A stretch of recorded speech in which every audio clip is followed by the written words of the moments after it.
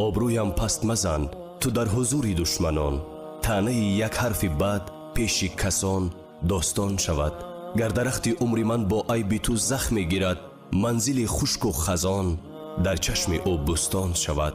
من ندارم طاقت حرفی که لایق نیست مرا، آدمی دورویه و دوستی که صادق نیست مرا.